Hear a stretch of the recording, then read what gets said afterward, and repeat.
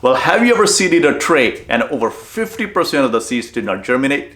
Well, we're gonna fix this in this video. Now, the very first thing you want to check when you're starting your seeds is to check the viability of seed. Every seed packet by law has to have a year printed on the seeds in which you can germinate and grow your seeds. Now, there are certain seeds that you can get away with even with growing older seeds. So let me break that down. So any vegetables where the seeds are very small, such as lettuce, carrots, you want to grow the seeds in which they are meant for the same year, fresh seeds. Seeds that are a little bit bigger, such as tomatoes, peppers, eggplants, okra, you can even grow them if they're 2 years old. And seeds that are bigger, such as squashes and pumpkins, and even cucumbers and watermelons, I have grown those seeds that were 3 to 4 years old as well. However, it's always good to start with a fresh batch of seeds so that you know that your seeds will germinate. And a lot of the seeds companies also put the germination rate on their package as well. So this one has a 98% germination rate and the date it was last tested. So if they can achieve 98% germination rate,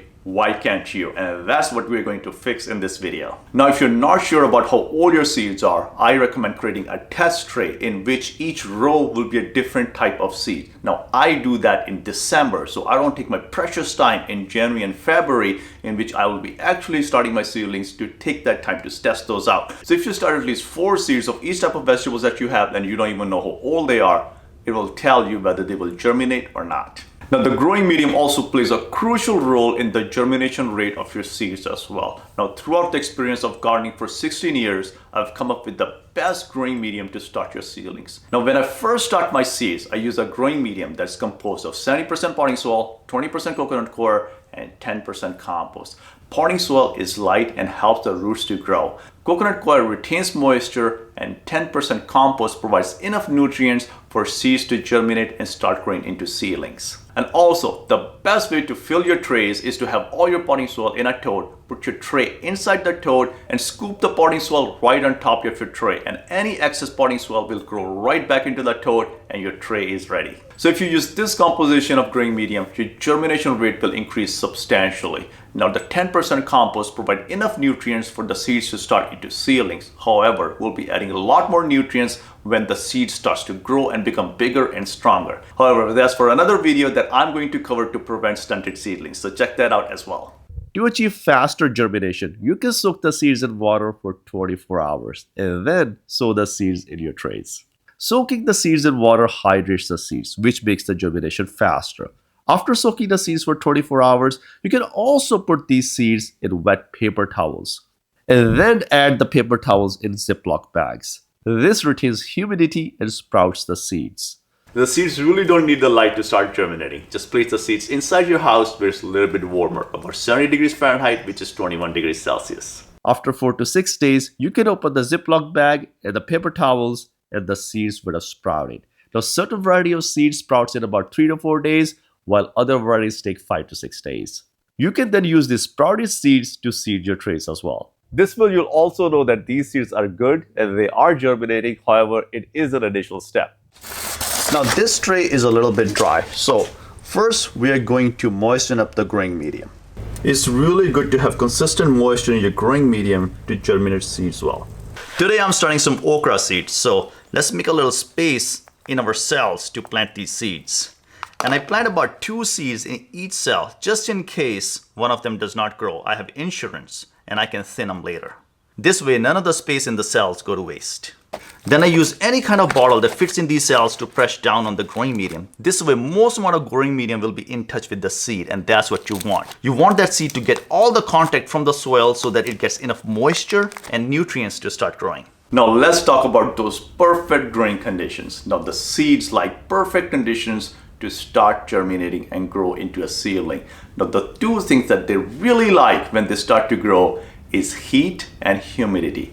Believe it or not, light is not very important when trying to germinate seeds. They like the warmth, especially lettuce, tomatoes, peppers, and eggplants. All of these summer vegetables that are not really frost hardy, they love warmth. So the best way to provide warmth to your seedlings is to use heat mats. Now, I put these heat mats under my trays, and these heat mats keep a constant temperature of 70 degrees, which is 21 degrees Celsius. And this temperature is the perfect temperature for seeds to germinate and seedlings to grow. Now, if you are using heat mats, you have to check your trays every single day because the heat from the heat mat can dry out your trays very quickly. It's been 2 days since I watered, and look at this tray that's not on heat mat. It's still moist.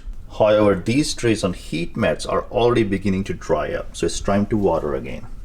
Now you can use this probe to automatically shut off the heat mats if the temperature rises too high. So I have it right in one of the cells. As you can see, it's maintaining 70°F constant temperature, which is 21°C.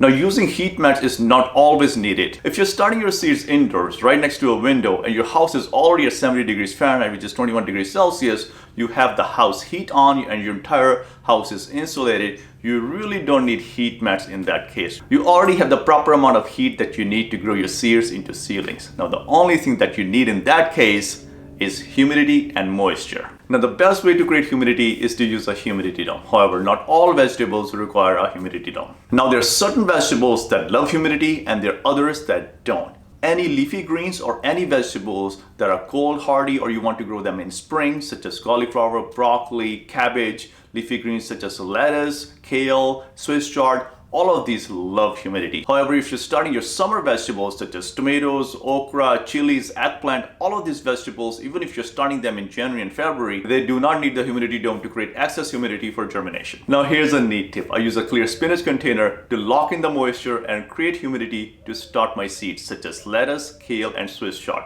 And this works really well to lock in all of that moisture and create up to 99% humidity for the seeds to germinate. So check that video out if you're interested as well. This is a fail-safe method to start your leafy green seeds. Now, if your seeds are viable, you can absolutely achieve over 97% germination rate. Well, here's another bonus tip. When I water my seedlings, I use lukewarm water. Just lukewarm to touch, about 90 to 100°F, 36°C. You don't have to be too specific, just a little bit warm to touch. That keeps the seedlings warm and helps to increase the germination rate as well. Usually your tap water is about 55°F, which is about 12°C. And if you water your trays with cold water, the heat mats will have to do extra work. So watering your trays with lukewarm water not only saves electricity, it also helps you germinate your seeds faster because there aren't any fluctuation in temperatures and the potting soil remains warm. So using lukewarm water does wonders. Now, once these seeds germinate and grow into seedlings, that's when you need the light, which I'll be covering in the video on how to grow strong seedlings. If you'd like to have all of this information in a printable pamphlet, check out the pamphlet I have on complete guide on growing seeds and seedlings. I'll leave the link in the description of this video. And if you'd like to learn a lot more about how to test the viability of your seeds, check out this video on how to test the germination rate of your seeds, and I'll see you in another video.